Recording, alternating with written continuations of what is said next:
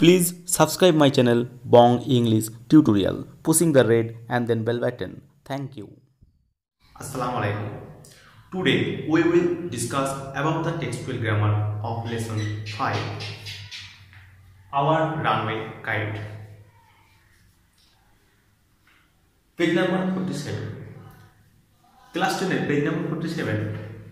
Lesson হচ্ছে একটা short story our runaway kite. এই রানওয়ে কাইটের টেক্সটটা বর্ণনা হয়েছে, লাস্টে কিছু গ্রামার আছে যে গ্রামারগুলো সম্বন্ধে আজকে আলোচনা করব। গ্রামারে প্রথমে যেগুলো বলা হয়েছে এগুলো হচ্ছে যে কোশ্চেন করতে হবে, সে অ্যাসার্টিভ সেন্টেন্স দেওয়া আছে যেটাকে করতে হবে কোশ্চেন। তাহলে কোশ্চেন করতে গেলে অর্থাৎ ইন্টারোগেটিভ সেন্টেন্স করতে গেলে আমাদের প্রথমে ইন্টারোগেটিভ সেন্টেন্সের ফর্মটা জানতে হবে, অর্থাৎ গঠনটা জানতে হবে। তাহলে গঠনটা কি আমরা জানবো। গঠন হচ্ছে এরকম, প্রথমে আমরা কি করবো না WH ওয়ার্ড অর্থাৎ কোশ্চেন ওয়ার্ডস, যে ওয়ার্ডটা কোশ্চেন করে দেয় প্রথমে সেই ওয়ার্ড বসবো, তারপরে বসবো এভি অর্থাৎ অক্সিলিয়ারি ভার্ব বা হেল্পিং ভার্ব। আমরা জানি কোনগুলো অক্সিলিয়ারি ভার্ব। অক্সিলিয়ারি ভার্ব হচ্ছে am, is, are, was, were, have, has, had, shall, will, can, would, does, did, etc. এগুলো সব অক্সিলিয়ারি ভার্ব। তারপরে হচ্ছে সাবজেক্ট, অক্সিলিয়ারি ভার্বটা বসানোর পরে সাবজেক্ট বসাবো, তারপরে এমবি অর্থাৎ মেইন ভার্ব মানে ভার্বের ফার্স্ট ফর্মটা, যাকে আমরা শর্টকাটে বলছিলাম V1, ভার্বের ভার্বের first form, plus extension. Extension মানে হচ্ছে বাকি অংশ, যদি কিছু বাকি পড়ে থাকে তাহলে সেই বাকি অংশটাকে এক্সটেনশন অর্থাৎ সেন্টেন্সটাকে আরো বর্ধিত করা। লাস্ট যেটা হচ্ছে সেটা হচ্ছে কোশ্চেন মার্ক, লাস্টে আমরা বসাবো কোশ্চেন মার্ক। তাহলে দোষের এটা কি বলছে, দোষের এটা এখানে বলছে যে Shankha lives in Alipurduar, Shankha lives in Alipurduar. এখানে কোশ্চেন ওয়ার্ডটা বলে দেওয়া আছে, ব্র্যাকেটে বলা আছে ইনফরমেশন কোশ্চেন ইউজিং হোয়ার, অর্থাৎ ইনফরমেশন মানে কিছু জানতে চাওয়া, এরকম একটা কোশ্চেন কিনা হোয়ার মানে কোথায়। তাহলে শঙ্খ লিভস ইন আলিপুরদুয়ার, শঙ্খ বাস করে আলিপুরদুয়ারে। এই সেন্টেন্সটা থেকে যদি আমরা কোশ্চেন করি কিছু হোয়ার দিই, তাহলে কি ধরনের কোশ্চেন হবে না শঙ্খ কোথায় বাস করে, শঙ্খ কোথায় বাস করে। দেখা যায় ফর্ম অনুযায়ী পুট করবো। তাহলে প্রথমে WH ওয়ার্ডটা বলা আছে কি হবে হোয়ার, হোয়ার। এবার বলছি এভি অর্থাৎ অক্সিলিয়ারি ভার্ব, এখানে কোনো অক্সিলিয়ারি ভার্ব বলা নেই। তাহলে আমরা জানি যদি অক্সিলিয়ারি ভার্ব না থাকে আর মেইন ভার্ব যদি V1 থাকে, মেইন ভার্ব যদি V1 অর্থাৎ ভার্বের ফার্স্ট ফর্ম হয়, তাহলে আমাদেরকে ডু বা ডাজ বসাতে পারি। আর যদি মেইন ভার্ব V2 হয় তাহলে বসাতে হয় ডিড। তাহলে আমরা কি বসাবো এখানে না হোয়ার শঙ্খ লিভস, তাহলে ভার্বটা কিনা ফার্স্ট ফর্মে আছে, অতএব ওটা হয়ে যাবে ডু বা ডাজ অর্থাৎ ডাজ হবে। কেন ডাজ হবে না, এখানে শঙ্খ হচ্ছে সাবজেক্ট, সাবজেক্ট যদি থার্ড পারসন সিঙ্গুলার হয় তাহলে ভার্বের সঙ্গে এস বাই এস যোগ হয়, তাহলে অক্সিলিয়ারি ভার্ব হয়ে গেল ডাজ। এরপর হচ্ছে সাবজেক্টকে না শঙ্খ,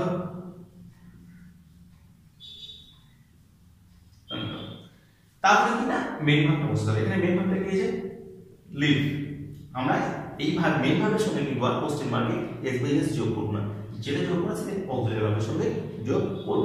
তাহলে where does Shankha live in question mark, তাহলে সংখ্যা কোথায় পাস করে হয়ে গেল।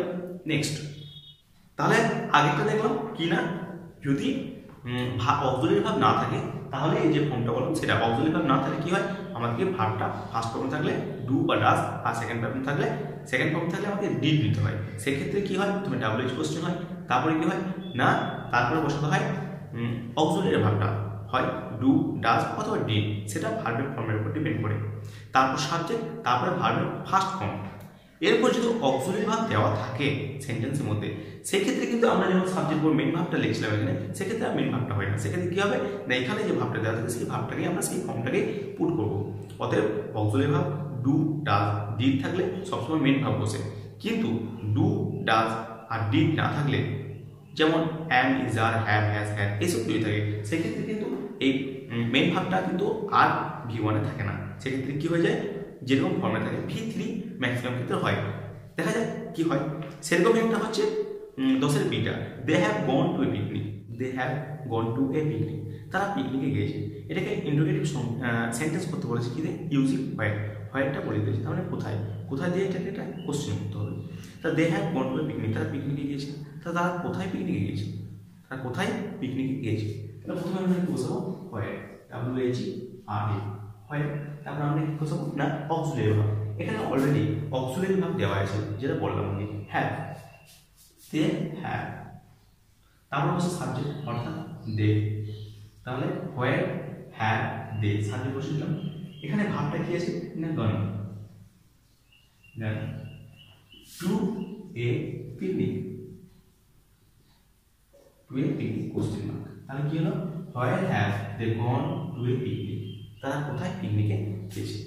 তাহলে এটা হচ্ছে 10-এর বিয়েটা কি ছিল, they have gone to a picnic, তারা পিকনিকে গিয়েছে। এটাকে হোয়ার দিয়ে কোশ্চেন মার্ক করতে বলা হয়েছে বা ইন্ডিকেটিভ করতে বলা হয়েছে, মানে কোশ্চেন মার্ক। তাহলে কি করতে হয়েছে না, হোয়ারটা বসেছিলাম, হোয়ার অক্সিলারি ভার্ব, সাবজেক্ট ভিত্তি, ভার্বের ভিত্তি কেন না, এটা হচ্ছে প্রেজেন্ট পারফেক্ট টেন্সে আছে, প্রেজেন্ট পারফেক্ট টেন্সে কোথায় গিয়েছে, সেজন্য হ্যাভ প্লাস তার সঙ্গে ভিত্তি, to a picnic question mark, তারা কোথায় পিকনিক গিয়েছে।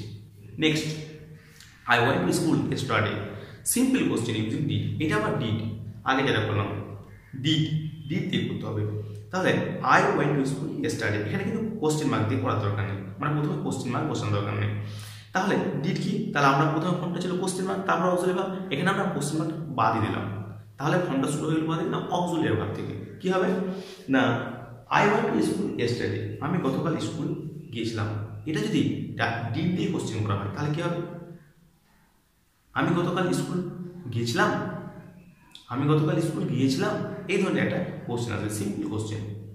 তাহলে কি হবে দেখা যায়, প্রথমে আমরা বসাবো ডিড, প্রথমে বসাবো ডিড অক্সিলারি ভার্ব, তারপরে সাবজেক্ট, সাবজেক্টটা কি না, আমি did I, does do did যদি অক্সিলারি ভার্ব হয় তাহলে মেইন ভার্ব সবসময় সাবজেক্টের পরে বসে যায়, অর্থাৎ মেইন ভার্বটা পরিবর্তন হয় না। তাহলে মেইন ভার্ব হবে ওয়েন্ট এসে কি হবে না, go, did I go to school, go to school yesterday, yesterday question mark, did I go to school yesterday, did I go to school yesterday, অর্থাৎ আমি গতকাল স্কুল গিয়েছিলাম। এবার দেখবো 10-এর ডিএটা অর্থাৎ লাস্ট, টিয়া স্টাডিজ ইন ক্লাস 10, টিয়া ক্লাস 10-এ পড়ে, কিসে পড়ে না, ক্লাস 10-এ পড়ে। এখানে কোশ্চেন করতে বলেছে হুইচ দিয়ে, এখানে বলে দিয়েছে কোশ্চেনটা হুইচ দিয়ে। তাহলে কোশ্চেন কি হবে, টিয়া কোন ক্লাসে পড়ে, টিয়া কোন ক্লাসে পড়ে। তাহলে প্রথমে হুইচ দিয়ে শুরু করব, হুইচ ক্লাস, হুইচ ক্লাস। তারপর আছে এখানে যে ভার্ব স্টাডি, এটা হচ্ছে ভার্বের ফার্স্ট ফর্ম, কোনো অক্সিলারি ভার্ব নেই। তাহলে ফার্স্ট ফর্ম থাকলে আমরা কি নেব, ডু আর ডাজ, যেহেতু সাবজেক্ট থার্ড পারসন সিঙ্গুলার আছে তাই এটা does, which class does, subject টিয়া, ভার্বটা মেন হবে কিনা স্টাডি,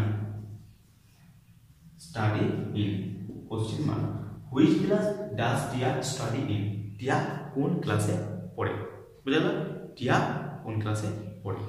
এবার হচ্ছে 12টা একটা শর্ট স্টোরি, 12 একটা শর্ট স্টোরি।